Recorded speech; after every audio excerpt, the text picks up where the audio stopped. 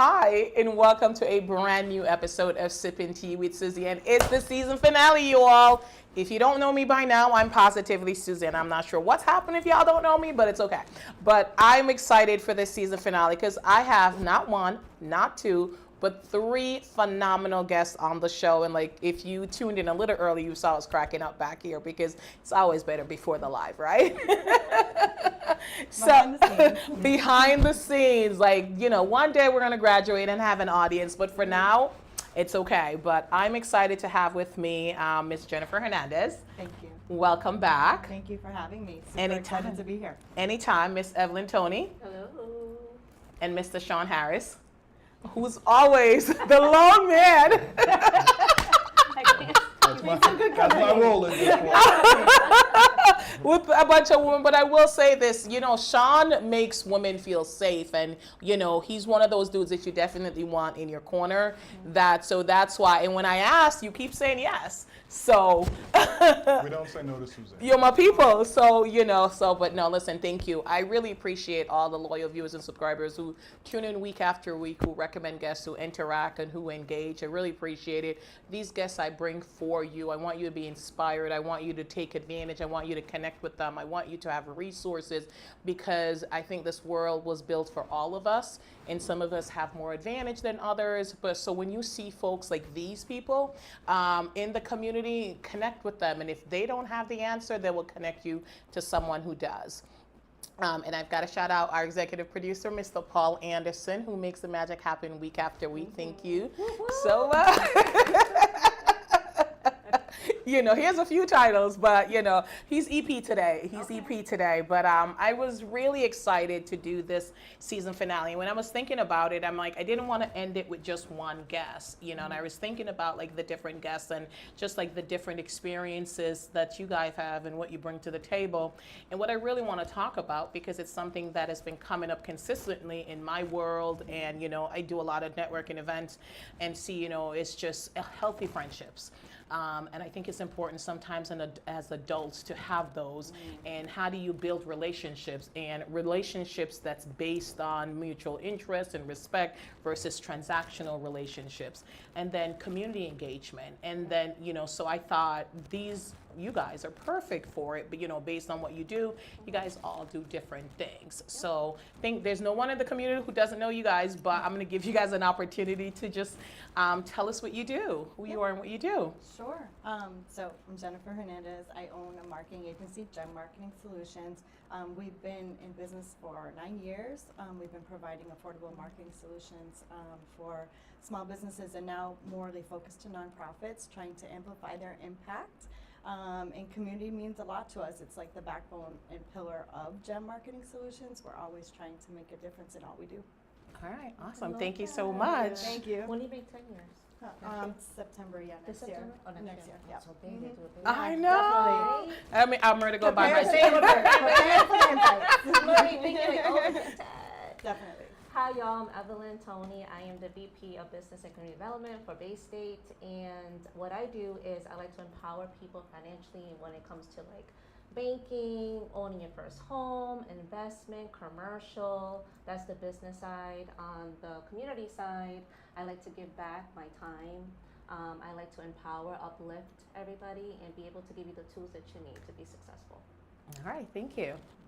Again, Sean Harris, Director of Community Engagement at Quinsigamond Community College. And I've always been about we rather than me. So it's always looking to amplify people that are doing, I won't say it on air, but, people that are doing dope stuff. And always being as supportive as I can to things going on in the community, especially spaces where I know our students, staff, and faculty exist and move in, but also putting myself in a position to be able to recruit more students, staff, and faculty, so our college looks a better representation of what our community looks like. All right, thank you so much. Listen, you guys are phenomenal, hence why you guys are here again. And I love that. So you are in a community college setting, you're at a bank, and you are a marketing agency. We're now focused on nonprofit. And as you know, I wish there was no need for nonprofits, but there's so much need. So we have to have nonprofits to address a lot of these critical needs. And honestly, right now, the needs are just outstanding. You know, I was walking downtown today, and honestly, like I saw a gentleman like underneath the tree sleeping. And it broke my heart. And I'm like looking around, like, did I have any water or anything? And I saw that he had that, but it's kind of like unhoused. Like there's a lot, like food It's real. insecurity. There's a lot, like mental health challenges. Like there's a lot, like there's so many things happening. So I think there's such a need for everything that you guys do, because it's all connected to the community and giving back. So I really want to talk about healthy friendships. So, you know, there's a saying that goes, right? Like, it's hard to make friends when you're older. And it's true to a certain extent, but I certainly believe that you're able to make friends. You could go to new jobs, you could move, and sometimes you meet someone that's just so like, yeah, that's my friend in a past life, whatever, this is going to be my person for a long time. But I'd love to ask you individually what your take is, what it is. How do you make friends as an adult, and how do you maintain healthy friendships? So I'll start with you, Sean, since you're looking at me. You were asking a question. They were all looking at me. I was always going to start with you. One thing so when you're young, it's easy, right? Yeah. You're in school, you're like, oh, I like your shoelaces. Oh, I like your shoelaces. Oh, we're best friends. And then you're best friends through middle school, and then high school, and then everyone has those people that at the end of your high school, you think like, oh, we're going to be friends forever. But then life happens, right? You become adults, you work and all those things, and those social circles change. And it's not the same, it's not as easy. But I think what you have to do is you have to find ways to be intentional and put yourself in spaces where there are other like-minded adults that are either doing what you're doing, that have some of the interests. So, you know, you'll find a lot of people who find their adult friends either through their partner, like they get married or get into a relationship and your friends become their friends, or church. But it's finding those social circles and making sure that in those social circles you're social, right? Because you can go somewhere and be involved and not reach out to anyone or speak to anyone. But the importance of adult friendships when you have a life and you have kids and all those things, and you kind of get pushed away from the social aspect of life, is what really drains people, right? Because you feel like, damn, all I do is work and come home and take care of these kids and, you know, be a partner to my spouse and all those things. And then you look up in 15, 20 years have passed and you're like, I'm in this all alone. And so I think it's really, really important that you do find those spaces, whether, again, it be church, whether it be, you know, out in the community, whether it be finding events. You know, now we're lucky that we have things like Eventbrite where you can find something that you're interested in and go to, and there may be a group of individuals that you connect with. But it really does matter, because when you start to struggle, some of those adult friendships is what push you through to the other end. Okay, all right. So follow up to that, because, and I'm going to come to the, you know, these ladies, because I want to hear their take. But so there is, I think, you know, and especially now, like, we have to have boundaries as adults, because as you mentioned, we have a lot going on, right? We're working, we're parents, you know, we're spouses, and we're human beings, and we tired. So, you know, how do we set boundaries and maintain healthy friendships? Well, I think for me, being clear on what you will and will not accept in your friendships, the same way you are in your relationship, the same way you are as a parent. When you're clear in your expectations for you, yourself, and everyone else, then it's easy, right? Because you know what you will and you won't tolerate, as in any other relationship. All right, awesome, thank you. Evelyn, same question for you. Do you find it harder to make friends as an adult, and how do you maintain healthy friendships? So I would say it is harder, but I'm such a big extrovert, so I like to talk to people. But what I found out is just always being you. This is who I am all the time, professionally and personally, this is who I am. When you go and make friendships, think about your intentions, right? You know, my intentions is I want to get to know who you are as a person, you know, who are you? So I always go into being like that curiosity, right? I don't want to expect something in return. I want to be able to know who you are as a person, because my thing is like, I know who I am. Yeah. You don't know who I am, but I want to be able to give you the space, and I want to be more of a good listener. Now that I'm in, you know, and I guess I'm an age. We're not gonna say your age. We're not gonna say your age. It's funny because like he said, you know, life changes. We're busy. I'm freaking tired. People always ask me, how do you do it? And we have working life and balance. We have, kids, and you have to be, okay, how can I balance all this? I need to be, like I said, it's my intent. What is my intent? I want to be able to build relationship with these people, right? So I always go in with just me as a person, and when I show up to these events, I could be tired, right? I'm very, very tired, but I'm like, oh my God, I want to be able to say yes to events, even though I'm tired, but I want to show that I'm willing to do that, the extra mile, to be there for you, to support you, or, make that friendship happen, right? And I think now that I'm in this, in my life, I try to be more of a listener. I don't know if that makes sense, because sometimes I like to talk a lot. So I notice, you know what, let me sit back and let me hear this person. I'll give them their opportunity, and maybe I'll chime in and see where I can help, and then we can grow our relationship that way. But just always following up. I think the biggest thing with adult relationships is that don't just text somebody, right? Be present in their life. Follow up. Do instead of an email or text, call them. Be out only once a month. Do every first Friday. I don't know, but that's what I do. Just make sure that my intentions is just we're all in the same space together. Respect your privacy in your life, and then mine. All right, and that's how you maintain healthy friendships. Okay, all right. So I'm gonna have you pass the sparkling cider. Yeah, I know we're popping champagne, but non-alcoholic. And grab some and then hand it to Mr. Harris so he can grab some. And then Jennifer, same question for you. Do you find it harder to make friends as an adult, and how do you maintain healthy friendships? Yeah, like Evelyn, I feel like I'm a pretty social butterfly, and I do make friends, pretty easily. But I would have to say about maintaining them, that's where the challenge comes in, because at this age, it's a balancing act, right? So if a friend is going to be in my life, they have to understand the priorities that come with this friendship. And so flexibility is mandatory, and what that could look like is we're actually scheduling our dates on a calendar, and they have to be on our calendar, and I'm sending you a calendar invite, because that's the only way you're going to be with me at some point, because it has to fit into a calendar somewhere, unfortunately. So it's no longer like, hey, what are you doing? Want to grab pizza on a Friday? Because no, at 9 o'clock, I'm in bed. That's so it's a different life now when you're an adult. So I would say making friends, you can. Making aligned friendship is more where I am at this space right now. But maintaining the ones I have are really important with that flexibility piece. And I'm lucky enough, some of my good friends that I've had for years, one of them goes to the gym with me every day. But guess what?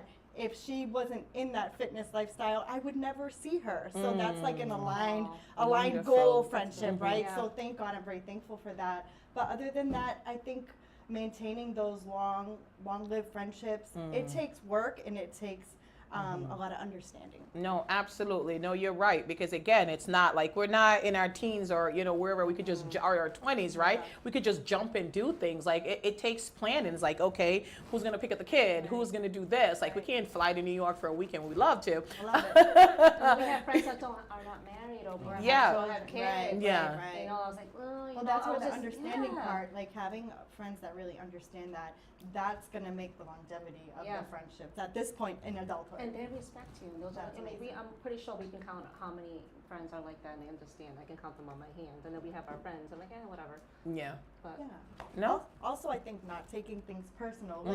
Since in adulthood, so many different things come up, and when someone can't make it, not taking it personal, giving our friends grace at this point in our life. No, absolutely. I think that's important. Sean, you mentioned earlier, boundaries, and that's one of the questions I certainly want to ask, because I think as we become adults, we have to set boundaries in our friendship, right? So I remember my very best friend, and I love her dearly. She's a morning person. She's up at 5 a.m. She's at the gym. That's not me.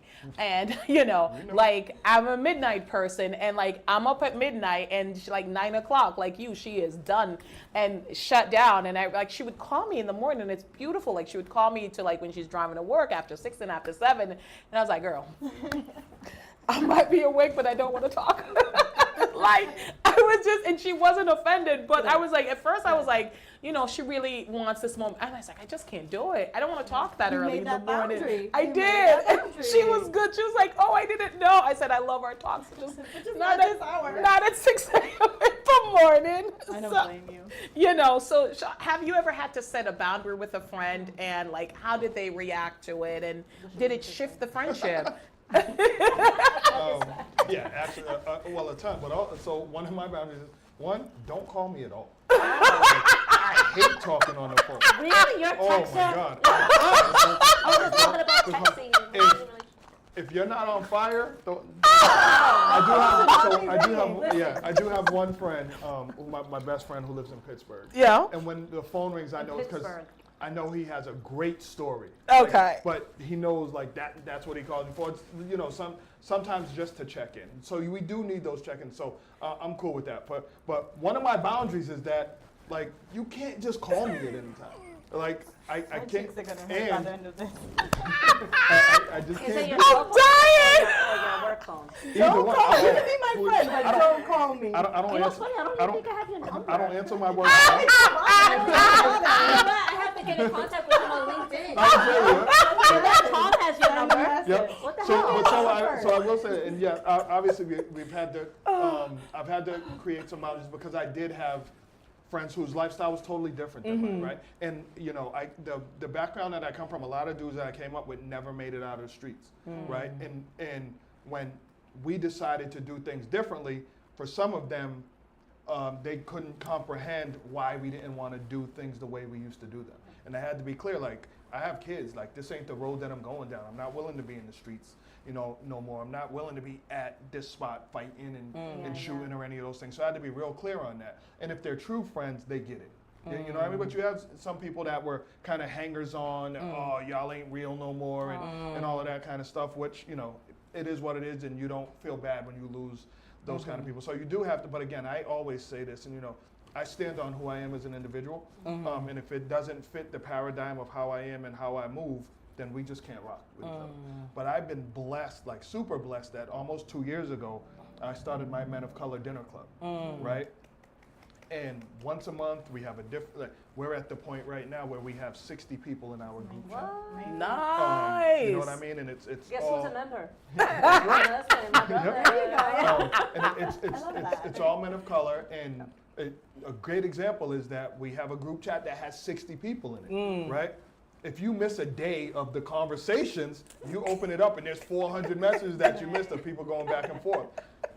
But we were clear on like, yo, mute the group chat. You know what I'm saying? Like you don't have to worry, you don't have to respond every day, because I know everyone doesn't have the luxury of some of the others who can sit there and send memes all day and stuff like that. But also we don't have the expectation that if you miss a month of dinner club that you're not invested in, right?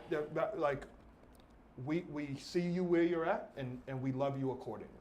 So I think for me that's a big part of it. But it's definitely standing on who you are as an individual, and then when it gets to the point that you're really clear on who you are as an individual, that you won't have to set those boundaries anymore, because people know, like, yeah, I'm not going to ask Sean to go drinking because I know Sean don't drink, and he stands on that. So they'll fall off on their own. All right, wonderful, thank you. All right, Jennifer, same question, because you know I'm really gonna and that's the thing I love about this, that you guys have such different perspective and different background. Even though you guys are really enmeshed in the community, I really would like to hear your take on. So the questions are a little similar, but I really want to hear your take. So same question for you. Have you ever had to like set a boundary with a friend, and how did that shift the friendship? Yeah, I definitely have had to set boundaries, and I think more. I think in the last 3 years, I've been really working on myself, like really trying to heal, focusing on self-love. And when you start to love yourself more, what you tolerate becomes a lot less, right? But not everybody is like growing at the same speed. We're all experiencing life differently. And like the true friends, you still like love them as they are and where they're at in life. But there's nothing wrong, I've learned, with setting boundaries for your friendships, because when you're setting boundaries, it's actually not that you don't want them near, you're actually setting them to keep them still in your circle, right? But respecting your way of the way you can show up in this friendship. So it's been well received when I've had to put boundaries on relationships, but I think it all comes down to like the way you're actually saying it to the person, and right, the delivery matters. And when you're speaking from the heart, and you're not like accusing or pointing a finger on maybe why these actions not if you're better or anything, but they just maybe aren't aligning with maybe your mindset or my mindset or goals or things like that. I think when it's coming from your heart and you still trying to keep them around with these boundaries, I feel like good friends will receive it. Okay. All right. Thank you. And Miss Evelyn, how about you? So when I think about that, I think about my personal life, and then I think about, professionally, right? Because we all have work friends, right? And sometimes you have to set boundaries with them too. They forget, like, okay, you know me at work, but you don't know me. You don't know. You think that because you see me on social media that I'm doing all these things, and I'm gonna be up like you said with your friend calls you at 5 o'clock, but you nicely say, "Haha, girl." That's not working. The delivery was great, right? But sometimes you have to have a come to Jesus meeting with somebody and say, "Hey, you don't know who I am, and you need to respect my time." Because a lot of people, when they see us out, right, they want to suck that in. They want to take your energy, and they want to be like, "I need you, I need you, I need you, I need you, I need you, I need you," and to say me, gimme. They want your presence for whatever the cause may be, but they're forgetting that you are a person. You have a life. You have a personal life. You're actually a human being. You're not a robot. There was a point for me to say this because I don't want to offend anybody about me saying this, but Say it, girl. I'm just saying, like, you have to respect us, right? This is a good panel right here. We are out, we're trying so hard. When I'm out there, I'm not just about work. I'm out there because I show up for myself, who I am as a person, and I show up to make sure that I'm always uplifting somebody, right? Because there's somebody out there that needs to be seen and needs to be heard, right? So I want to be that person to speak for them, right? But when I have work friends, or like, how can I say work friends? Would you consider work friends like people, that want to suck the energy from you, always expecting you to do more? They don't understand what they're doing. It's just, they don't understand, they don't have no respect. So I kind of see them now more. I see the ones that are like, what do they call energy vampires? Yes. Yeah, absolutely. It's kind of sad, right? But let me talk about business, Personally, my friends are great. The only time I had to set boundaries was just to let somebody know that I'm married now. You can just call me and say you want to go to the club. Like, that's just my club. I don't even think I can go to the club. My body can't handle it. Is there a club in Worcester? I'm in bed at 9. Clubbing isn't happening. I think so, but I'm not there. But you know what I mean? Like, I can't, like it's just respecting your privacy. And I think I'm always been vocal and say, listen, guys, this is how it is. My family comes first. Listen, if you need me tomorrow and my son is sick, sorry. Yeah. Deuces. We out. We out. That my family comes first. And I think, I circled around my circle of friends are very respectful, and I love that. The ones that can handle it, they weeded themselves out eventually. Good. They become my work friends or something. Oh, that's good. And I think that's actually something consistently you guys are saying. I think, and I truly do believe that, like the folks that don't respect the boundaries, right? The folks that like, oh, you switch up, or in my community, it's like, yeah, you ain't real no more. You got rich and switch, things like that. You think you're better, you're bougie, and it's all that. And it's just like, we gotta elevate. Right. Like, we gotta elevate. No offense. I mean, I don't eat burgers, but listen, there's a time that we ate McDonald's, but then you're gonna move up to Ruth Chris, right? Let's elevate. And nothing's wrong with that. Y'all talking a different tax bracket than me. I'm not rich. I'm not talking about. I'm broke. Listen. You say you still at McDonald's? I like Chick-fil-A. Chick-fil-A. I do love me some Chick-fil-A. He's like, no. No, you want to. I 100% what you're talking about. I'm dying. I feel like there's a lot of gray area there because I could talk about it all night. I don't want to take up your time. Yeah, no. It's just so it's just respect that person, respect your friends, and it's not all about you. It should be, like you said, about we. Yes, no, absolutely. No, absolutely. So, and I'm glad that you kind of differentiated that a little bit, because you guys are in the community, so you guys have friends, but then, so you're also building relationships, and they're not necessarily friends, they're colleagues, they're acquaintances, they're peers, like there's all these other things, and it is okay if somebody's not your friend, but to have a good relationship. Yeah, because absolutely. I have good relationships with a lot of people, but they're not all my friends. Exactly. And that's okay. But I find like sometimes folks, like if you don't use the term friend, they're almost getting offended. But I'm like, offended. we're not friends, but we have a really great working relationship. Right. So how do you go about building relationships in the community and like with different people, not looking to be friends, but still having, good relationship and not transactional? It's not like gimme. Look, Evelyn works at the bank. Let me see if I can get a loan. Jen does marketing. Let me see if I can, get her to do my website for free. Sean works at QCC. Let me see if he can sponsor something. Right. So how do you build? It could go for free now, so don't bother. And I'm saying because these things happen, right? And you guys, obviously get it all the time. So like, there's a lot of transactional relationships. So, but how do you build relationship in the community, and how do you, encourage and tell the folks, like, if you're out there, you're trying to build relationship, some of the things that are like turnoffs. Right. I feel like showing up authentically all the time as yourself is the key to success with building any type of friendship or professional relationship, because it's the only way that works. Like, I think we've just come a long way in the evolution of humanity, and we can feel when someone's fake. We can smell it out, and it's a complete turnoff, We're right? so good at it. So, I don't know. I'm getting better. I just You can smell it. so in my own experience, when I'm going into new spaces, I'm just showing up as myself, and I truly have faith in those people that feel my energy and like what I'm saying and like what I'm passionate about. We're gonna continue to build that relationship, and that's why I encourage like the viewers to do. If you're looking to build relationships, don't put on a suit and tie if you never wear a suit and tie, right? Go with the clothes that make you feel comfortable. Show up as yourself, because that's you, and speak about what matters. Like, those are going in with the intention to be real makes a whole difference. Okay. All right. Love Thank that. you. All right. Continue. You love that. Go on. Okay, so the same thing that Jennifer said. Should I call you Jen? Or can I call you Jen? Whatever comes out. No, we're tell good. me, what do you? Jennifer's cool. Jennifer's Yeah. because some people don't like nicknames. That's okay. It's like, So I guess I was it's one of like, them. I went but Jennifer. that's what I'm saying, right? See? Because I would've listen, been you can't Jen. assume that That's Thomas true. likes to be called Tom, That's Yes. That's fine. right? So Yeah. I always Like call people Sue? that. Yeah, that's and you know I don't like Sue, right? But So see what I'm true. saying? Exactly. Some people don't like that shit. That's good. That was good. Right. That was perfect. That's one thing. Just don't assume. Okay, don't assume. Always call them a different thing. Yes. But like Jennifer said, is show up, be authentic, be who you are. You don't have to change for anybody.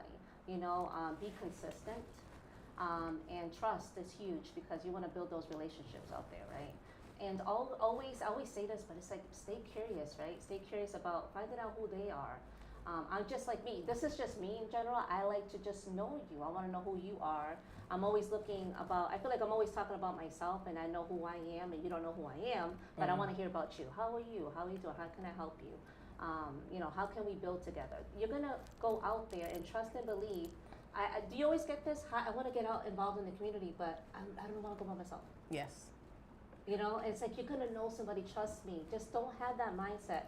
You are going to go out there because you want to make those connections. And guess what? There's so many organizations you can be part of. Like, I'm a part of a couple of boards. And that would help you too, socialize. Maywalk is a good one.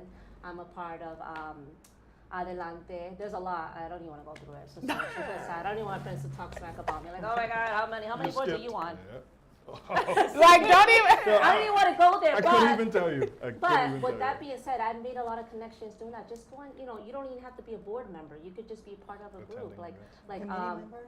committee member. Go out there and what you believe in. Show up as yourself. And I can't even express to you how important that is, because if you go somewhere and you're not yourself, you're gonna go be so drained. You're gonna be emotionally drained, because you know what? You're not showing up who you are. So just be 100% who you are. Trust and believe you're gonna receive the same thing back. You're gonna make so many connections. Absolutely. All right, Sean. Everything they said. In addition to that, I think what people don't realize is there's levels to this friendship, right? There are some people that, and you talk transactional relationships, sometimes those are absolutely necessary. Yes. I know what I need from you, you know what you need from me, we interchange and we're good. And then you have the levels to that. For me, I'm big on, if I break bread with you, I rock with you. You know what I mean? Like, if we, but there are people even amongst my crew that we we go to dinner once a month, we have a good time, we go on about our way. But then there are people also from that same dinner club that I'll call on a Thursday and say, hey, I'm in the city, you want to go have dinner? Without everyone else. Or I'll drop in a group chat of 4 or 5 people and say, listen, let's meet up at Tasty. Because I know the level of that interaction for dinner is different for me. Or people who outside of that group will say, hey, it's our anniversary coming up, I'd love you to be at this dinner. That kind of stuff matters to me, and I'm gonna be, you know what I mean, that kind of stuff. But there are some people in that group that we see each other once a month, we have dinner, in dinner club, everyone goes around, says who they are, what they do. If you have something big coming up, we announce that. I try to support as much as I can, but then they go home and I don't talk to them again for the month. I don't have no issue with that because I know we're at the level that we're at. But some of those people, like we're a lot closer. A lot of my friends will tell you, they can't tell you where I live. You know what I'm saying? Up until probably a couple months ago, and it's still getting Do they sometimes have your work today. phone? Do you have 2 phones? I have 2 phones, and I never answer my work phone. Some people could not tell you if my wife walked in the room, couldn't tell you who she was. Yeah. You know what I mean? Because not everybody gets all of me, right? Because if we continually give everything and all of us, then what do we have for ourselves? 100%. Oh, I know so much about you. Well, you saw my wife today. I know, but you didn't say nothing. So I was, Again. so we're not at that level. Yeah, Right? Now I know, yeah. Let me sip my tea. I said, Suzanne will tell you, Real. my wife don't talk to nobody. No, she didn't. doesn't. She was like, bye. She, No, she didn't even say I saw bye. your wife Listen. one time, so I'm on the different. I'm right here. but right, I spoke to her. She didn't even say bye. She didn't. You talked to her. She was like, Yeah. She probably ain't even on that level with me. 7:30. that I said she didn't hear you. I upset she didn't hear She you. didn't hear you. She didn't even look up. Like, She was wait, like, maybe I think we're at a level that we're not at. And she's like, I mean, I got a hug from her, Sean, but I'm just saying. There's levels. There's levels to this. but there Yeah. really is, and again, Yeah. though, but as you That's talked true. about, because people do see us in so many spaces and think that they have access to you fully, and it really is important that people understand that no, you don't have access to me all the time. No, that is so funny. So I'm sharing a story. So I remember I worked retail for a very long time, and I was a manager, and I was the only Black manager, and it was at Victoria's Secret. And there was this young lady that I had never met, and a friend of mine brought her out to the store. And, she was introduced to me. And then she just came back to Worcester, and then somebody just mentioned my name. It was like, oh yeah, I know Suzanne. She gives me the hookup all the time. Fireable, FYI. Bullet spot. And I did not. I literally just met the girl once, but she just heard my name and she wanted to be cool and said she knew me and she was just And out took it to here. the next level Took of- it to a level that when, the person came back and was like, yo, this person, and she was like, I know you don't do that. I'm like, I do not. I literally had to get this person's number and said, listen, first of all, I don't hook people up, because that's my job. I am the only Black manager, and I will never jeopardize my job over a 30 or 40% discount. So I said, don't go out there saying things like that. You don't know me like that, and that is not the way to get to know me. And she was like, nah, I was just joking. I was like, yeah, but you could have caused so much damage, because all that needed to happen was the wrong person to hear that. And because folks were fired for things like that. You know what I'm saying? And again, I was the only Black manager, and all eyes were on me, to the point where if somebody Black walked into the store, the first thing they asked me was like, oh, is that your cousin? Is that your sister? Meanwhile, they looked nothing like me. So this was in the early 2000. Racism was rampant. It was a little different, and it was just expected. So I was just like, I could have lost my job. Right. That would have been an easy reason for them to do that. Exactly. Right? It's just like, oh yeah, I heard that she is. So no, I literally had to hunt this person down, because again, they're thinking they're get clout. I don't know how they're getting clout, because, oh, I know Suzanne. Oh no, you don't. So you have to be mindful sometimes of folks just, relationships, of how they perceive a relation. Literally just said hi. And homegirl out here saying I gave her the hookup. I was like, no, I did not. Do you know who she is still? I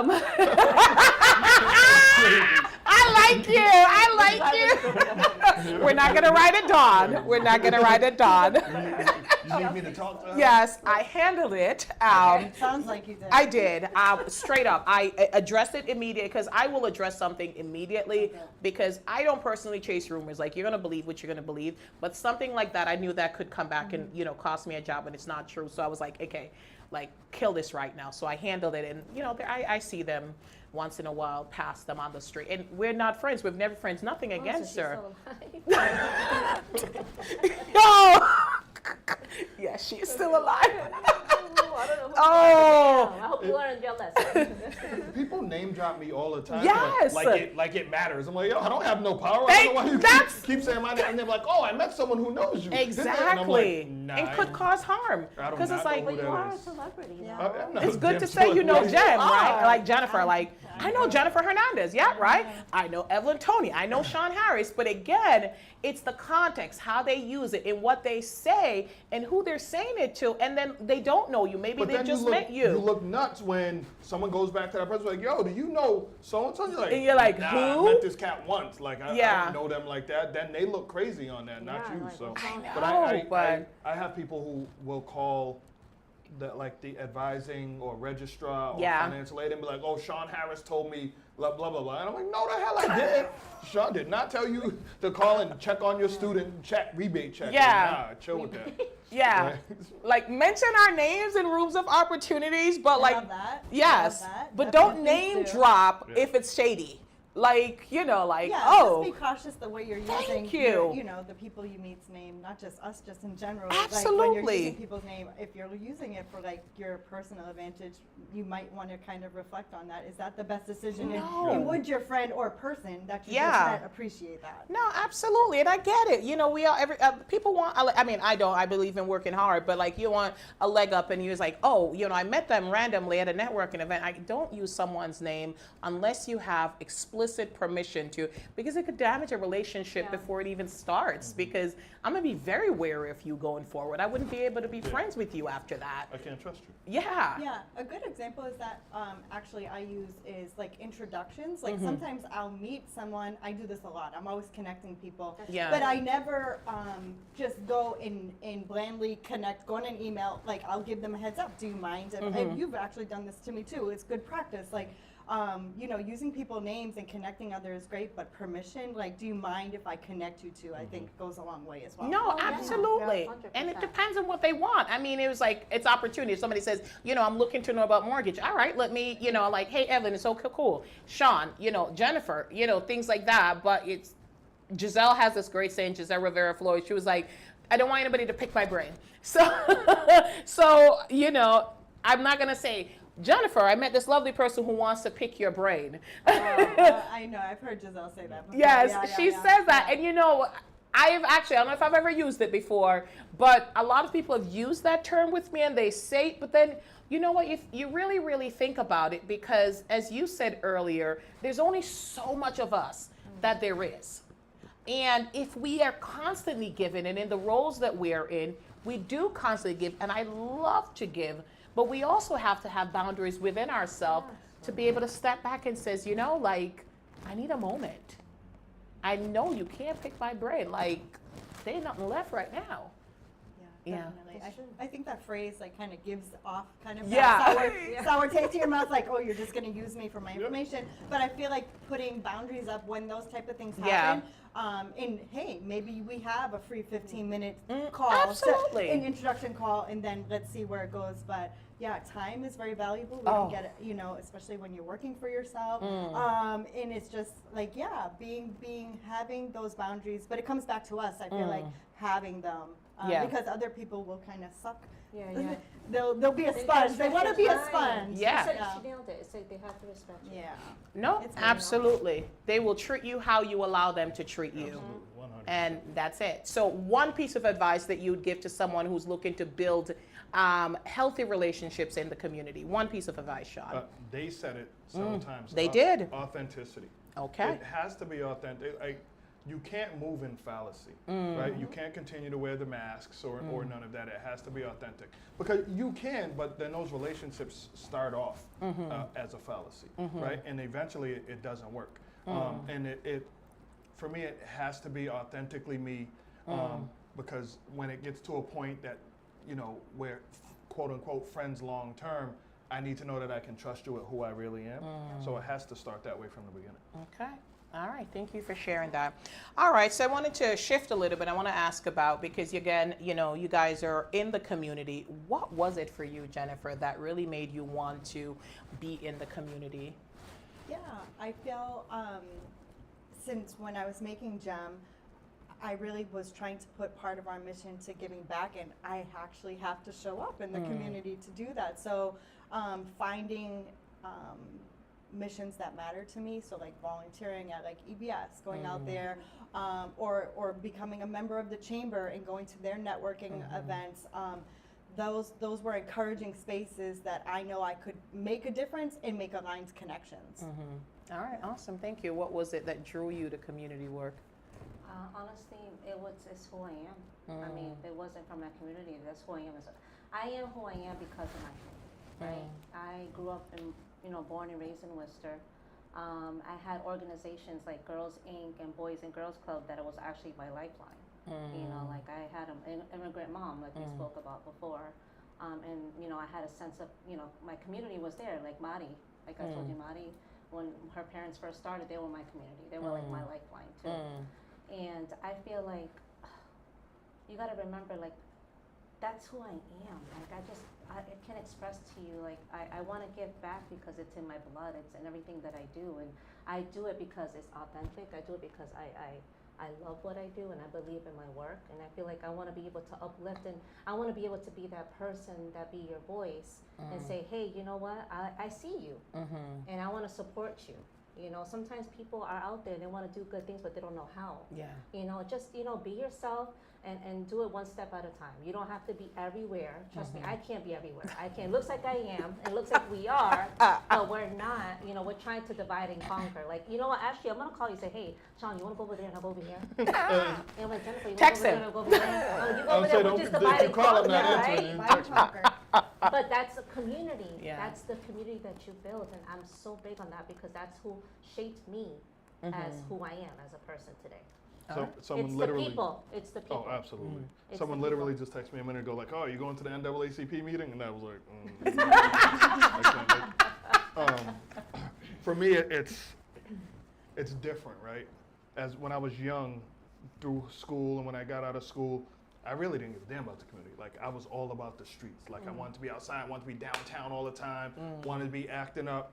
And then I had a mentor who I met who said, you're so much greater than what you're doing right now. And then I was lucky enough to have several people that said, you're better than what you're doing, and so we're gonna get you involved in some other things. And that allowed us to start, the Worcester Youth Center, the youth gang task force through the mayor and the chief of police, and a bunch of stuff that I did early on. But in doing those things, I found my voice and started to realize, like, damn, I really can represent for a population of young men that look like me that no one listens to. And I fell in love with that. Right? So even today, as old as I am, like, my kids are still like, bro, like, relax. Like, calm down, like, you've done enough. And I'm like, No. Absolutely not. It's never enough. Because we have a whole generation of men who look like us that still need that handout.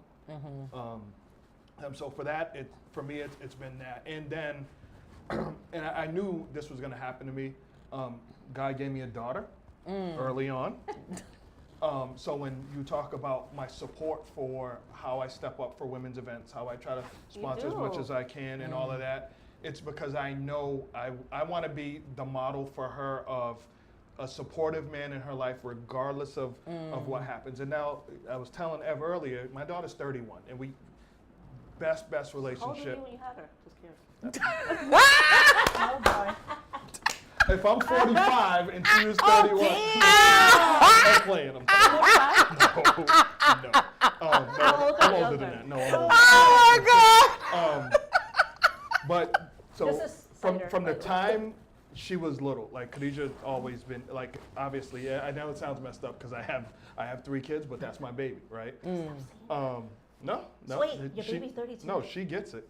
No, my youngest is 22, but Oh. she's my baby. So from the time she was a little kid, we always had just special stuff we always did together. Yeah. So today, I called her after lunch and I was like, where are you? I'm gonna come pick you up. We're going to get ice cream like when you were 4. And that's exactly what we did. And she got the same thing, cotton candy ice cream with sprinkles. And the guy at the window was like, oh, that's cute. And I said, we've been doing this since she was 4 years old. Yeah. Or whatever. And so I need to be that example of what that looks like for her in those spaces, right? And if I know that the community needs to change those spaces, it can't be women doing it alone. It can't be men doing it alone. It has to be unified in a holistic approach to how we approach it. And you know, one of my big things outside of here, a lot of people know, like I'm big on personal and community protection. And so when I see cases of things that happen with women and stuff in the community, it scares the life out of me. Yeah. So I always want to make sure that the women that I have in my life, whether that be regular friendships, partnerships, obviously my kids, that they're safe. Safety is paramount and priority to me because I see how crazy things can be. Yeah. Yeah. So do you want to have daughters? No. I have an older son.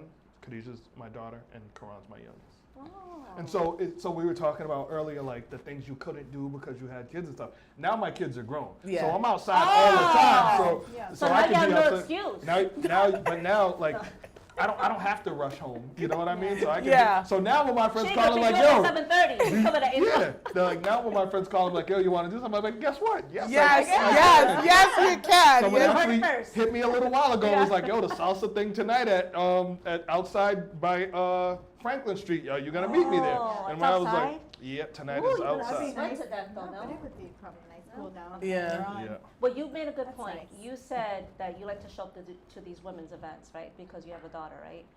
Would you open your Men of Color coalition for somebody outside, like a woman, to come and support, or that's like against the rules? So part of what we do is quarterly, we invite all men that are involved in Dinner Club to bring their wife, partner, girlfriend, or whatever they choose to. And then I didn't put that on. every summer, because we didn't, We it's just coming started. up. He just started. He just started. Every summer, we do the Men of Color cookout at Rutland State Park, where we rent out the entire park, Okay. and all the families are there. Oh, nice. So we're actually finalizing the date for that within the next couple of weeks, and so it is that opportunity, because also it's really important for not only our partners but our kids to see men of color in positive relationships, because you won't see that anywhere else, right? And one thing that I appreciate about the brothers in Dinner Club is there's never any negative energy. We're not there talking about people. Like, it's literally about ideas and building each other up. And so if our sons and daughters can't see that, then they may never see those relationships. No, So absolutely. yes, there is women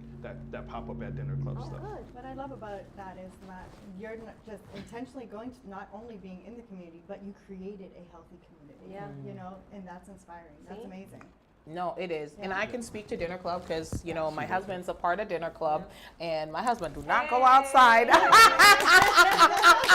I remember, it was because I remember saying to Sean, like, Paul don't go outside, so you gotta, You don't go like, outside. you gotta, Good luck with that. Paul don't miss Dinner Club. like, but no, and As he soon as took the to announcement comes it. up, Paul's like, I'm there. Yeah, he took to it, and you know, it's a good space, it's a safe space, and you know, and I mess with Sean a lot and joking, but I think it's truly important. I think, you know, the women come, you know, once in a while, cordial, and I mess with them, but I personally think that it's really important for Black men to have spaces where they Yes. feel safe, where they are able to have these conversations. Obviously, you know this because when a woman is in the room, and I'm glad that it's spouses and partners, it's partners versus just, you know, any woman, because it shifts the atmosphere. Yeah, When men it and women does. are together, True. it shifts, you know.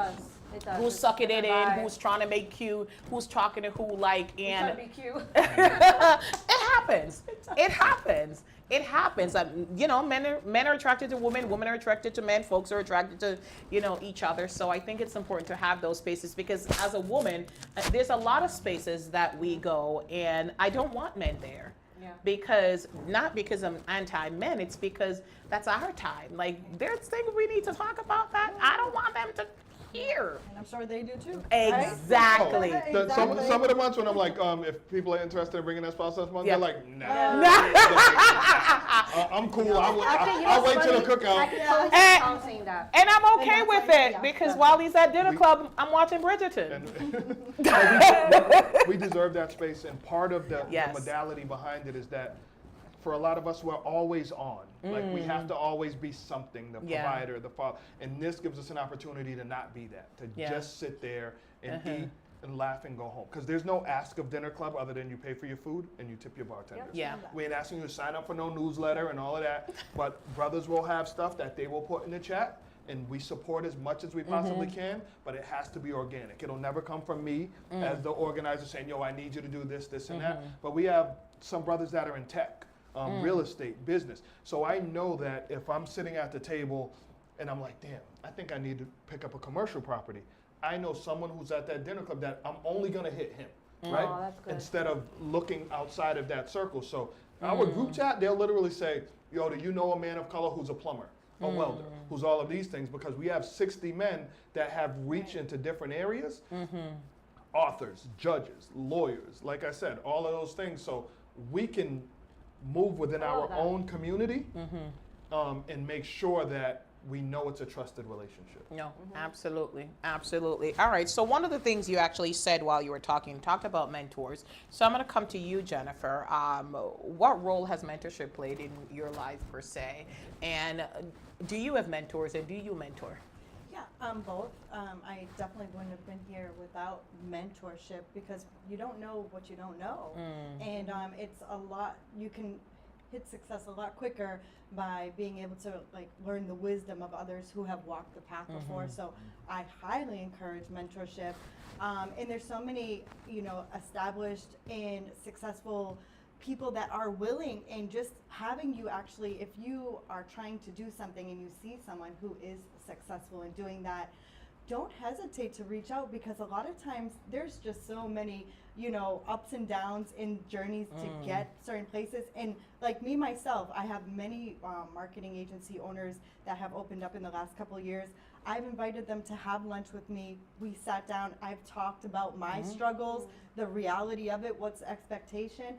Because if I can save you some time from when I've fallen down to help, I love to be able to do that, to see another person succeed. I think that's what mentorship is about. And yes, I currently am a mentor. I've been a mentor for E4All for a very long time now. Yeah. Okay. All right, thank you. Same question for about you. Where do you feel mentorship lies? Do you have mentors, or are you a mentor? So I just joined E4All. I'm going to be a mentor Nice. this year, which is awesome. You're gonna love I was it. a judge last year, which I love, and I love to give back. I want to be able to give knowledge is power and be able to empower you and help you. But for me, I would say like my mom, because I really didn't have a lot of mentors in my life growing up. There wasn't a lot of people that looked like me. There was more like, oh, she doesn't speak English. Or like just, oh, they already, as soon as I got to school, they put me in a ELS class. So right away, boom, she can speak English or she doesn't know how to read. So that's what I grew up with. But there was one lady, let me tell you, and it was in high school. Her name was Miss Joyce Freeman. God bless her soul. She remember Miss started, Freeman she from was Branco. Freeman! Yeah. That was like my second mom, and she was the one that came up with the Martin Luther King Jr. Welcoming Committee. I was the president for 4 years. And for 4 years, I got up there and say, you know what, I'm not black, but I'm here for the purpose. What was his purpose? People forgot about that. And here I am in high school, and I'm up there giving these leadership, like speaking from my heart and trying to bring, this group was just amazing. They don't really have, they say they have it in the high schools right now, but it's not the same. It's not the same because the culture changed. She used to also organize the Black College Tour for seniors that wanted to look at HBCUs at Burncoat. She was my mentor. Okay. And honestly, I'll give a lot to her. She's the one that got me to be like so passionate about being a leader and representing our people. Okay. And if it wasn't for her, now that I'm in where I am in my space, in my platform, I'm going to be able to give back. And also be a role model for my brothers. They're not little. They're a little bit younger than me, but I want to be inspiring them to them. I've always been that, like their second mom, so my mom always worked, but also to inspire my kids. Okay. All And right. I have 3 boys, so I'm a boy mom, and I want to make sure Listen, I don't even want to go there. Okay, It's all right. a little, you know, Different show? It's a different show. Different show. All right. So for me, my first actual real mentor was Lynn Simons. And a lot of people don't know Lynn. She passed away a couple years ago, but she was literally the woman who pulled us off the corner. Wow. And I never forget we used to, obviously when the bus station was at City Hall, everybody used to just be there. And so one summer we're out there, and every Wednesday night, her and this woman, Ann Moriarty, they used to come outside and be like, oh, what are you guys doing? Wait, Anne Maria, is that from She's- Fur Coat? She was at Community Builders at Plumley. She used to run the Okay, programs at yep. Plumley. And they'd be like, oh, we'd like to talk to you guys about a youth center. And we're young, well, I don't want to do that. Don't nobody care about that. Like, Yeah, we yeah. out here, we having fun. Every Wednesday, these two white women would come out and talk to us. And then we're like, yo, are these ladies crazy? Like, I know they see out here, we got guns on us, we hoping to start a fight. Like, what? And then one week, Marcelino, my best friend, Marcelino Guerrero, was like, yo, let's go see what they're talking about. So we're like, all right, so we go in and we're in the basement of City Hall, and when we walk in, there's a bunch of tables, and she says, listen, I'm glad you guys were able to come in. Right now, we're on the phone with the mayor, and we're having a conversation about gangs in the city. And you could hear it like on the radio in the background, and she's like, do you want to call and talk to him? And so we're like, hold on, you could talk to the mayor? Like, we didn't know you could just talk to the mayor. Yeah. And so we do that, and I tell you, again, I say, that was the first time in my life I ever felt that somebody had listened to what I had to offer. So every Wednesday after that, I was in the basement of City Hall looking to make that change. And had she, after the first couple of weeks, had given up and said, yo, these kids are a lost cause, I wouldn't be here today. Guaranteed. Love that. And then I was lucky that at the same time, you had people like the Nation of Islam was big in the city, and they were like, listen, you guys need to knock it off.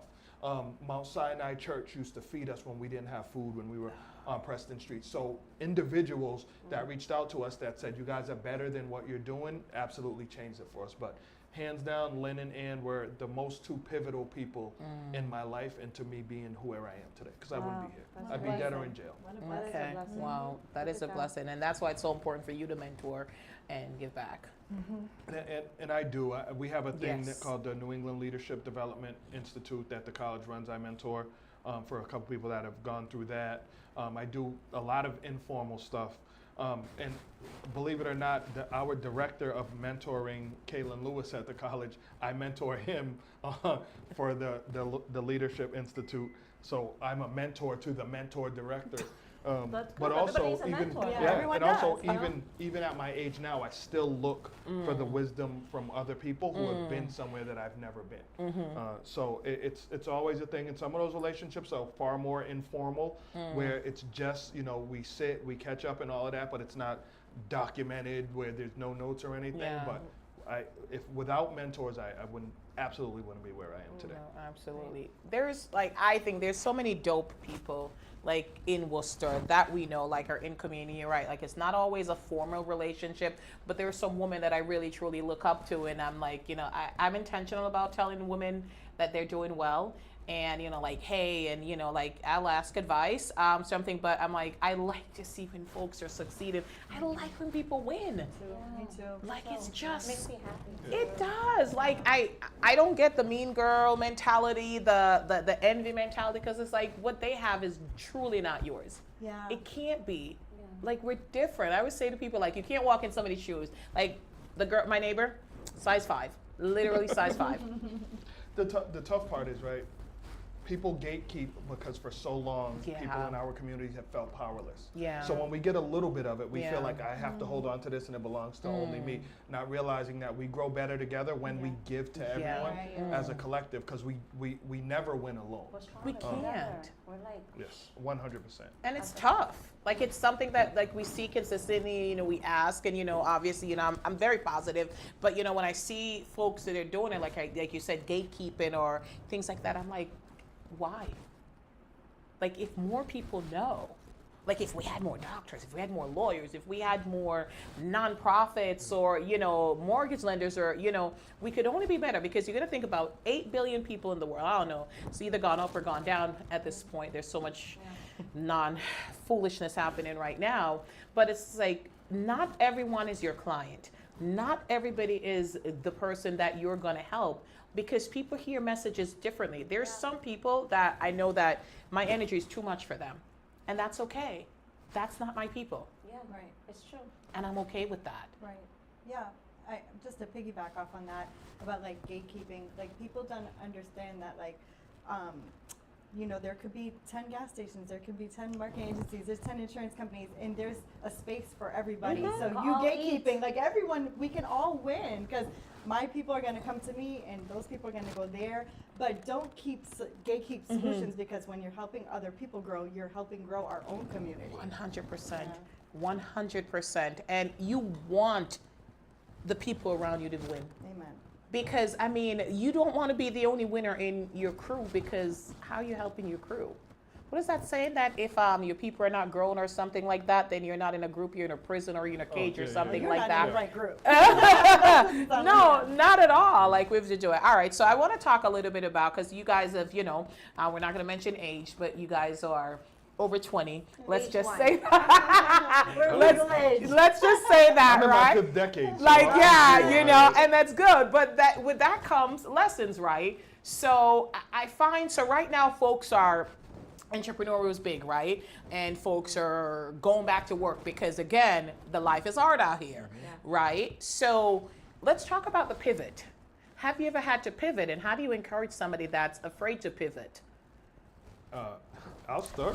You like how it went like this? I did not. A lot of people don't realize this. I didn't get my undergrad and my graduate degrees till I was late in my 30s, 40s. Because people always saw me out, and so I did so much with education and all those things. I didn't do any of those things until later in life. But I pivoted because I had done so much so early in terms of community stuff. It got to a point for me that I felt like I was neglecting raising my family the way I wanted to. And my youngest son, Karan, when he hit a certain age, I felt like I knew I wasn't having any more kids. I never wanted him to be a latchkey kid. So I stepped back from everything I was doing just to be a soccer dad. And part of that meant adjusting what I was doing professionally. So I was able to, to go back to school. Luckily, I lived close enough to Becker College where I could go to school. I went to Becker too. Yeah. I could go to school, and I literally I would take him to class with me. You know what I mean? And just travel with him for soccer and all those things. But I pivoted in my 30s to do something totally different. People don't realize this, like my undergrad and my graduate degrees are in interior architecture and design. People only know the community side of it and don't Yeah. realize that for 5 years I designed $100 million houses, skyscrapers, restaurants. That side gets lost. But then I pivoted again because when it hit a certain point, and this was right before the pandemic, that my family could see that I missed doing the work of community. And because I was a teacher in the Leicester Public Schools where he was, by junior year, he was like, bro, go back to work. Like, beat it. I see you enough. Yeah. Like, go back to work. So that allowed me to come back. So I pivoted and then came back full circle. But I did most of that in my late 30s, early 40s. Okay, so at any age. How about you, Miss Evelyn? It's so funny. So I went to Becker too, and I got my bachelor's degree later on. I think Mackay was, I forgot how old he was. It was in 2010. I got my bachelor's. And it was, I got my interior design one, my associate's in interior design. I only had 5 people in my class at the time. It was pretty sad. And the only job that I could get was at Rawlins as a drafter. So I couldn't do all those skyscraper stuff because they wouldn't know. So anyways, I had to pivot, figure it out. Life, I ended up getting my bachelor's degree later on, and I got it in business. And the reason why I did that is because it's funny. I was going into nursing, but then when I started working at the hospital, I knew it wasn't for me. I was like, oh my God, I can't even see the daylight. I don't even know what time it is. It was awful. It was just, I wanted to help people, but I didn't want to help them in that sense. I couldn't. I know now my weakness is I can't be around people that are dying because I just don't know what to do. Yeah. I wouldn't say it was my weakness. I would just say I knew that I couldn't help them.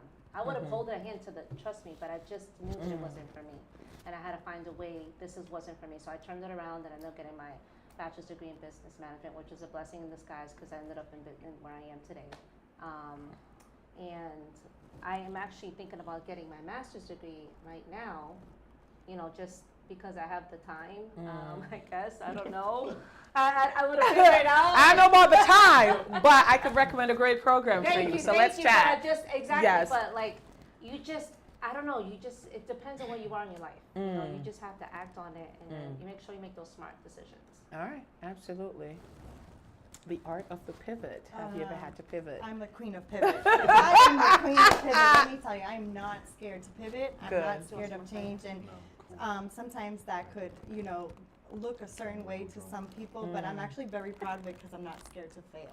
I would rather not have the regret of trying what I'm trying to pivot to and have it not work out than stay with the regret of always wanting to do it, because I think so many people, an example for careers, I think so many people might be stuck in a career and they're just not happy and they're miserable going to work every single day when they really have a goal of working, doing something else, or opening their business, but it requires a pivot, but pivots are scary. Change is scary. People don't like that.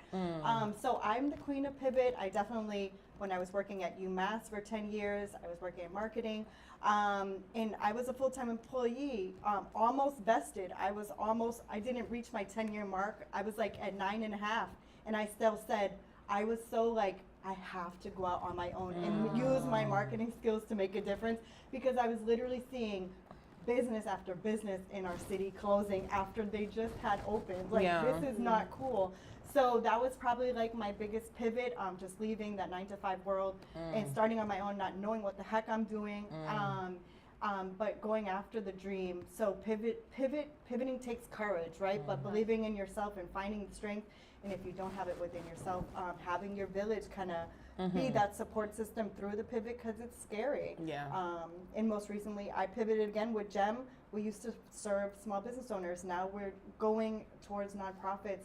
And that was scary because I love my small business owners. I love entrepreneurs. I made a whole conference about entrepreneurship, right? You did. And so that's scary to me to leave them, but I don't leave them behind and I still serve them. But sometimes pivoting, you have to go with your heart. You have to do what's best for you. Okay. No, no. Did you want to add? This is a lot. Like for me, I don't know if you know this, but I used to own a flower shop. So I used to have a flower shop called Plants Flower Shop, Unique Treasures and Gifts, right next to my mother's hair salon. And I love antiques, so I used to have an antique shop. Okay. I'm obsessed with antiques. I hate modern. I don't like the open concept. I love. That's the design I just background. freaking love, That right? makes sense. I That's Mrs. love Kimball. Art That's Deco. Barbara Right? Kimball. I know. She's still alive. That's the Barbara Kimball, yeah. Is she still alive? Yep, she's still Oh around. my God, I haven't seen her Yes. forever. She Yeah. was my teacher. Yeah. So I had a flower shop, and at that time, 1-800-Flowers just came out, and it literally Took your business took out. my business away. But I was in the middle of Main South. Main South wasn't ready for me. I think I was before my time because I was getting a lot of hot stuff coming into the place. Like, oh, I'm like, do you just steal this and try and sell it to me? You know what I mean? Just crazy things that I had to keep the door closed. It was just, So I wasn't, some people that get into business, and I see a lot of businesses that I struggle. They say usually your first year, you don't make it to your first or second year, right? The problem is you're afraid to ask. Is that a pride issue?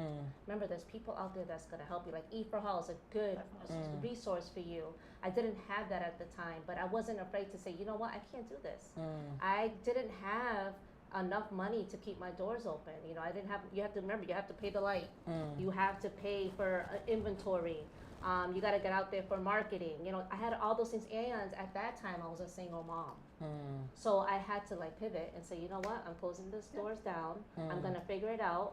And I end up just going straight up into the, in corporate world for a long time. Absolutely.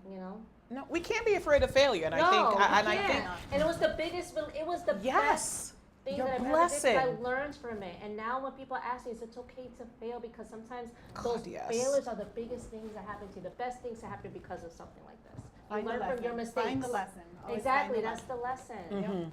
Yeah, what is it? Nelson Mandela said, it's like, I never lose. I either win or I learn. Exactly. Yep. So I had to remember that quote because I do love me some Nelson Mandela. 27 years in prison and come out and become president. Talk about the pivot, right? Yeah. Oh my goodness. But no, thank you for that. And I think I truly believe folks, they're afraid to pivot because they're afraid of what others will say. Listen, people will say what they're going to say.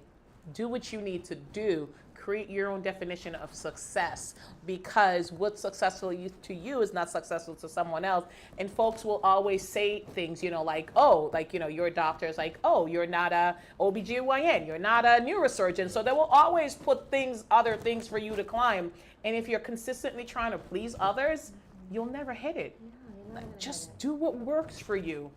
Do what works for you. So I'm going to ask a very specific question, and this is for you, Sean, because I've known you, and you were on a program that I did last year in Black History Month, and you were very vocal in talking about the trauma of Black men and why it's important for Black men to have intentional conversation and seek healing. So that's taboo in our community, right? And talking about mental health and therapy and things like that. But why is that so important for you to be vocal about these things? Well, one, good shout out, because June is Mental Health Month, Black Men's Mental Health Month. But it is really important. So I come from a background of trauma. Excuse me. And I never worked through a lot of the issues that I had, and they manifested in all of my relationships as an adult, because I was never honest in my therapeutic relationships, because I knew I'd have to check myself and change my behaviors, right? A lot of people go to therapy like, yo, it didn't work. And they're like, what did they tell you need to do? And you're like, yeah, that's not what I was looking for. But so many of us get caught up, because we come up under the paradigm of men don't cry, boys aren't emotional. The only acceptable emotion that we can have as men of color is anger, right? So you'll see why so many young Black and Latino boys are always so angry. It's because they're dealing with either sadness, depression, or any of those other things, but we've never been taught how to regulate those emotions and how to express them. It only comes out in the form of anger, because that's all that's acceptable for us. And so I had, again, great people in my life that said, if you don't fix it, it's going to carry you for the rest of your life, and you will never be functional as an adult until you can get through your trauma. And so several times I started and stopped with therapy. I have therapy tomorrow morning, and I'll be there. Because if you don't fix those relationships, you're doomed to repeat the past, and you pass that on to your kids. So not enough of us get that, but it's not encouraged in our community, because it's not a manly thing to do to go see a therapist or to go talk about this.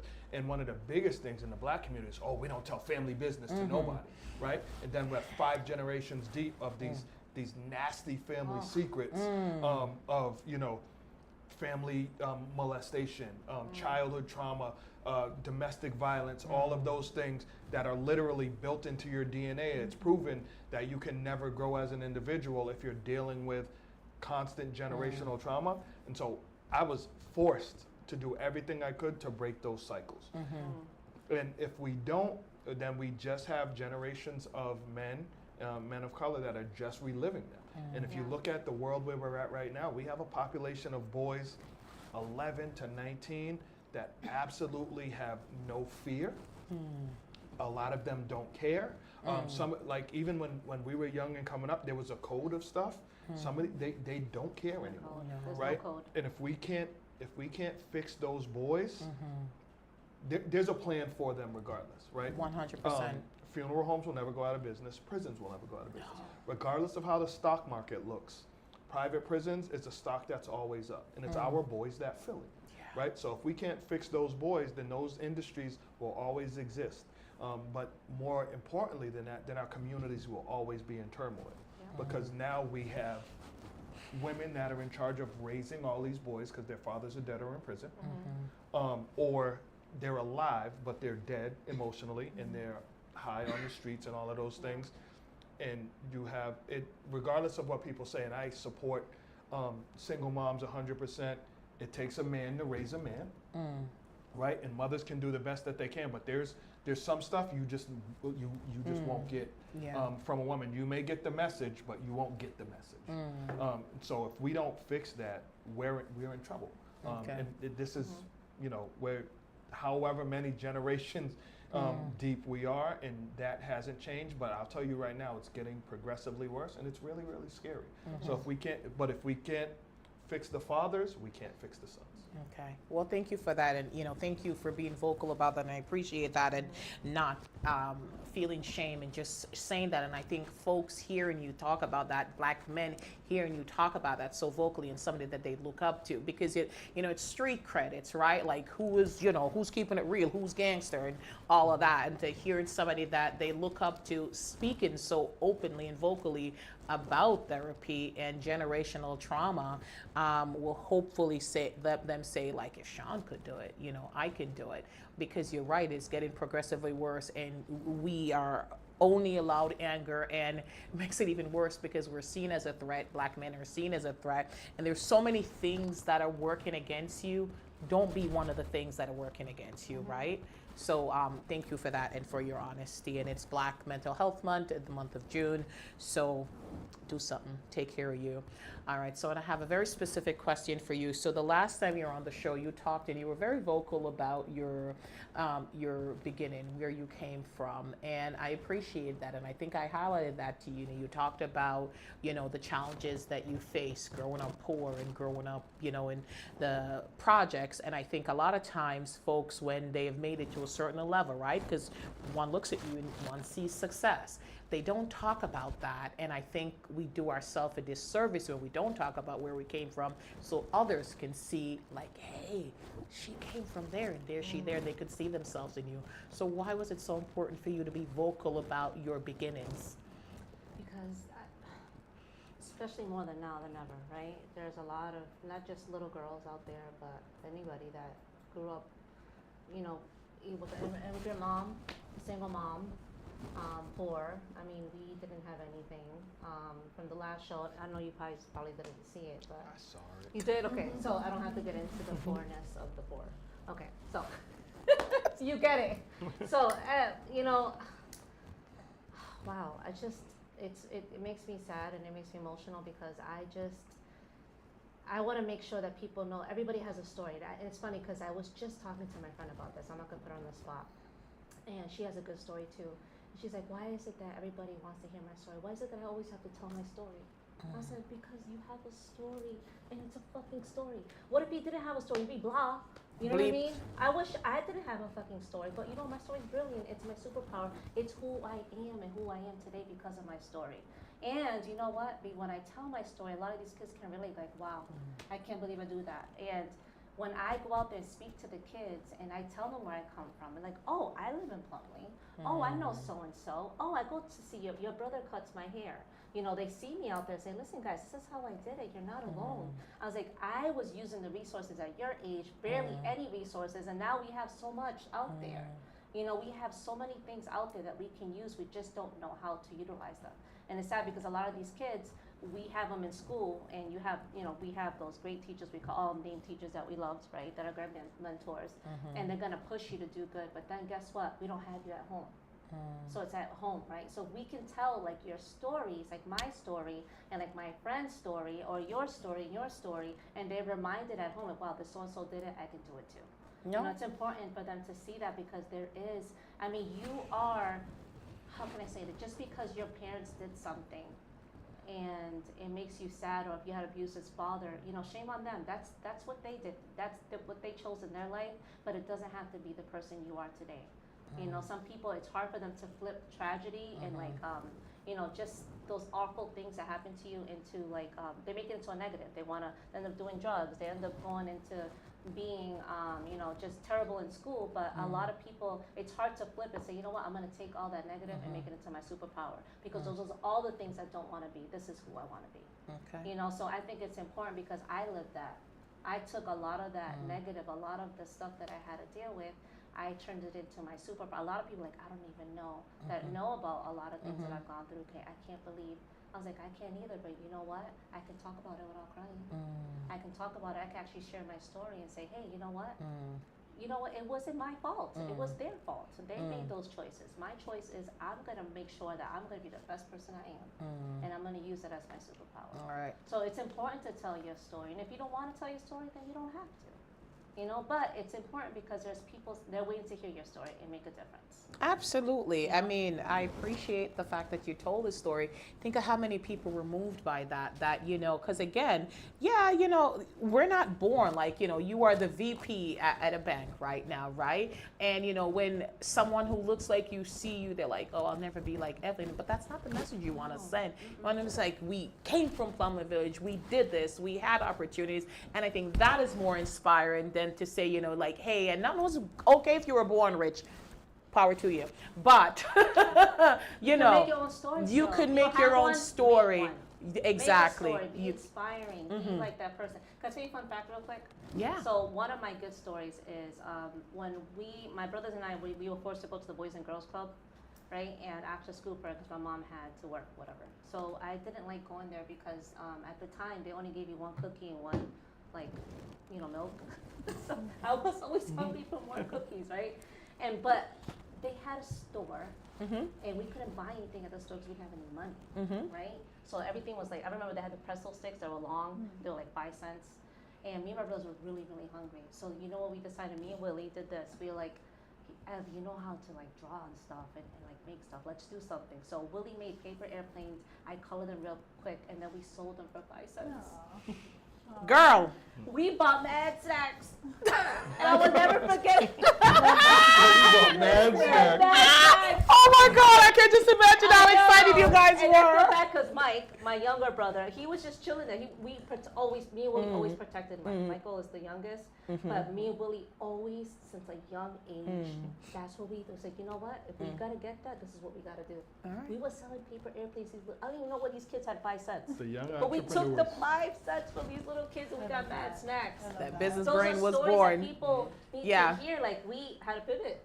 Yeah. I love yeah, it. You We gotta had to be creative, We had to be resourceful, think creative and quickly, resourceful. right? Just, I don't know. There's a lot to me. There's a lot of layers. I love it. Love that. All right. Yeah. So, Jen's specific question. So, I've had a lot of conversation with you. I've been on panels with you. I've shared space with you. And, we've had some really good conversations. And, I like that you always talk about authenticity and you show up as yourself, authenticity. And, you do the videos and you're vulnerable in Yeah, the all the time, videos. all the And, time. and you are honest about being, taking a pivot and taking a pause. But why is it so important for you to share that it's okay to take a pause and work on yourself? It's okay to pivot. And you alluded to it a little earlier, but I really want to hone in into why share, why be vulnerable publicly?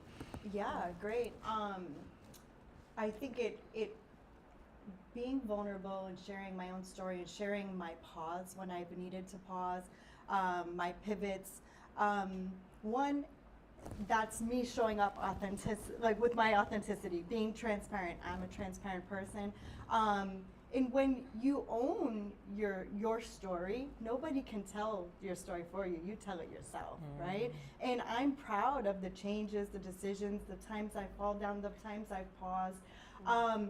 And I've just learned to give myself grace. And I know when I'm getting online and I'm sharing stories of wisdom or things like this or experiences, that I know my voice matters. I know I've gone through these things purposefully, and whatever I can share to give the next person a few tips of the outcome or not outcome, that just works for me. I'm really trying to make change, be that change, and you can't do it by being fake. You have to tell the truth.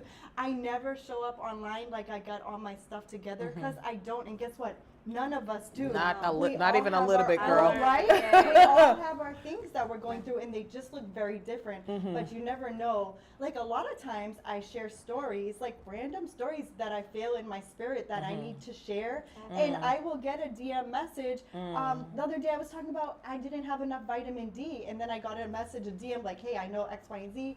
You better be taking it. That's All right, that was really important information that I was kind of like neglecting. Yeah. But sometimes even these little stories that happen, through your day, if you learn something, I encourage people to, get outside the box and share it, share your experiences. It saves time for other, and that's just me, the way I show up to spaces.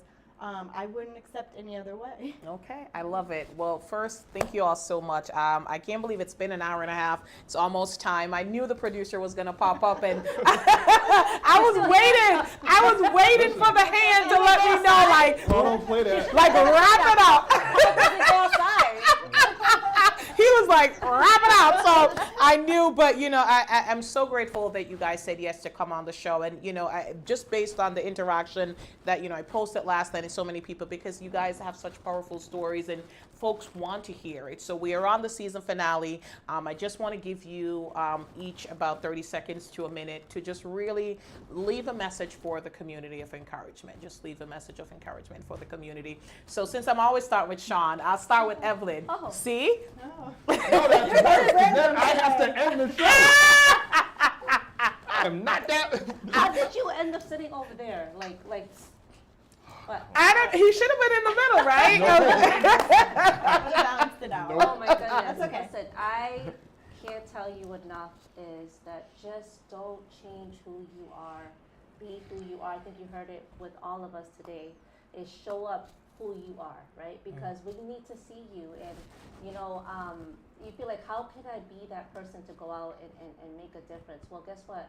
If you're listening right now, you are making a difference, and just being present. You don't have to say anything, just go and support, and just you being there.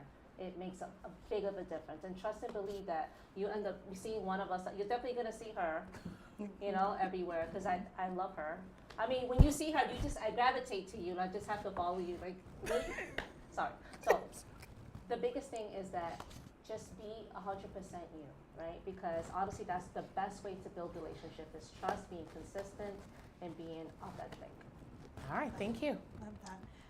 I definitely would encourage, of course, getting outside of your box, out of your normal circle, and exploring in different spaces that feels aligned to you. But not just that, even within your own current circles and intimate relationships, always trying to find a way to give back, because when you're giving back, it doesn't just make yourself feel better, but you're really making a difference. And our world needs people that are showing up with light and trying to make change, because all of us on this panel right here are change makers. If the current theme of our conversation is trying to make a difference and helping others, but those aren't always normal conversations in households and friendships. So finding aligned friendships, or being that person, showing up as someone that wants to make a change, it's a ripple effect into our community. All right, awesome. Thank you. Sean? Well, they both took stuff that I was, so I had to pivot real quick. Couple things I will say, because we started talking about healthy relationships and all that thing. I'm really big on it, and people here, I say this all the time. Find your tribe, love them, and protect them. And that includes your interpersonal relationships, community relationships, all of those things. And I think the more we do that, the more genuine our relationships become, but also the more we're able to move together forward as a collective. All right. Find your tribe, love and protect them. All right. I love that. I love that. And I will say that I'm so grateful that y'all are in my tribe. And what Sean says, but I'm not going to use that word, is just like, he's rooting for people or cheering for people who are doing dope stuff. I'm going to say stuff. I'm going to say dope stuff. He uses the 4-letter S word. But anyway, listen, I am so beyond grateful and so blessed to share space and be in community with you guys. Sean, Evelyn, Jennifer, thank you so much for coming on. Thank you for having us, and congratulations on another Another season. Yes. God is good. Season 3. So, we've been able to have some phenomenal guests, and, folks will reach out and say, I didn't know that. I'm like, I encourage you, any of the guests that are on the show, reach out to them. They're so filled with just such knowledge and resources. Please reach out to them. Shout out to our loyal subscribers and viewers. So Facebook is getting rid of the things after a month, so go to YouTube and subscribe to Positive Vibe Studio. The show is going to be on hiatus for July and August, but we'll be back in September, and I have some great ideas, and I love to talk, so we gonna have some time. And got a shout out to our executive producer, who's going to turn into my personal photographer for the summer while he's on hiatus. No, you're not off, honey. No days off. Paul knows. He knows. Paul knows. As Sean says, you encourage this, my friend, and enable it. But but I am just humbled and blessed. And there was so many great advice, and I don't want to go over what they say, but Sean talked a lot about showing up for yourself and being intentional. Evelyn talked about owning your story. Jen talked about authenticity. Like this is great advice. I hope you take it. I hope you're not afraid to pivot. I hope you show up as yourself all the time. And if you need help, don't be afraid to ask. And never look at any of us here and think they have it all together, because let me tell you something, I do not like folding laundry. See? All right, I fold it, but I don't like putting it away. So we all have something that is our weakness. And That's a great example. I don't like folding laundry. I know. I will fold it. I don't like folding laundry or putting it away. But I'm just saying, right? Like, so I'm just saying we all have our little things, and there's a whole lot more, but we're going to go with that. But listen, beyond blessed, beyond grateful. End of season 3. Looking forward to season 4. And until season 4, this is Suzanne. Jennifer. Evelyn. Sean Michael. What? I didn't know that before. What? It's a different level. What? He drops this at the end? So my middle name is Alexandra. Okay, you got to give yours. Marie. And I'm Marshallette. Alexandra. So beautiful. Thank you. Yes. What is it? Marshallette. Oh my God. Sean started. That is so Okay, he did. He had to drop it. The producer's gonna hurt us. So, bye-bye.